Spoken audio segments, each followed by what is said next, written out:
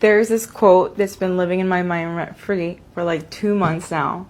And it's from Audre Lorde's essay. It's called The Transformation of Silence into Language and Action. She says that I have come to believe over and over again that what is most important to me must be spoken, made verbal and shared, even at the risk of having it bruised or misunderstood. That the speaking profits me beyond any other effect.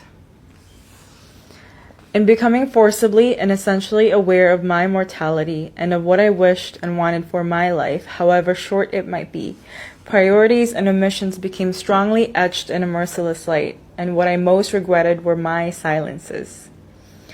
Of what had I ever been afraid? To question or to speak as I believed could have meant pain or death. But we all hurt in so many different ways all the time, and pain will either change or end. Death, on the other hand, is the final silence, and that might be coming quickly now without regard for whether I had ever spoken what needed to be said, or had only betrayed myself into small silences, while I planned someday to speak or waited for someone else's words.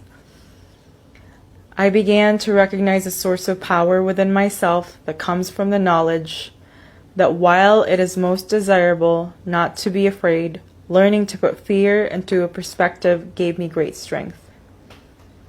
I was going to die, if not sooner than later, whether or not I had ever spoken myself. My silences had not protected me. Your silence will not protect you. Within those weeks of acute fear came the knowledge. Within the war we are all waging with the forces of death, subtle and otherwise, conscious or not, I am not only a casualty, I am also a warrior. So what are the words you do not yet have? What do you need to say? What are the tyrannies you swallow day by day and attempt to make your own until you will sicken and die of them, still in silence? What are you afraid of not speaking out loud?